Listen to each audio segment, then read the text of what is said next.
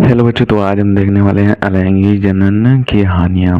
तो अलैंगिक जनन की हानियाँ देखने वाले हैं। तो इससे पहले हमने कायिक जनन के महत्व देखे थे। तो इसमें 4 पॉइंट दिए हुए हैं। तो पहला पॉइंट इसमें दिया हुआ है कि अलैंगिक जनन द्वारा उत्पन्न संतानों में विविधताएं नहीं पाई जाती, यानी कि अलैंगिक जनन में जैसा ही जनक होगा, आपका जैसा जनक होगा उसी प्रकार से आपका मतलब कि जो संतानें होंगी उसी की तरह सेम टू सेम दिखेंगी।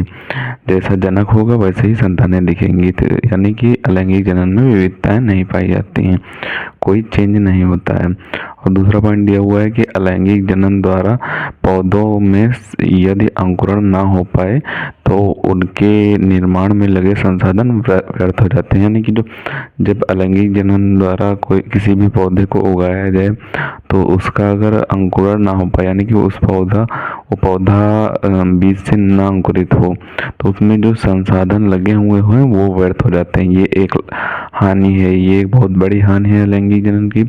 और इसमें तीसरा पॉइंट दिया हुआ है कि एक ही स्थान में जीवों की बड़ी संख्या में उपस्थिति जीवों के स्वास्थ्य को प्रभावित करती है। यानी कि एक ही जगह पर अगर बहुत सारे जीवों को अलैंगिक विधि द्वारा उत्पन्न किया जा रहा है तो उनके स्वास्थ्य पर प्रभाव पड़ेगा। उनका स्वास्थ्य बिगड़ भी सकता है और नहीं भी बिगड़ सकता है, ज़्यादातर बिगड़ ही जाता है। उनमें कुछ लोगों का स्वास्थ्य बिगड़ जाता है।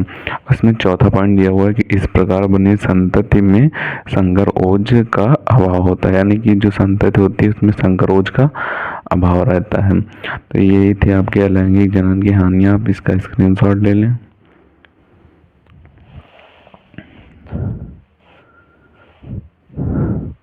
और इन्हें अच्छे तरीके से तैयार कर लें। 2 नंबर में पूछ दी जाती हैं लैंगिक जनन की हानियाँ।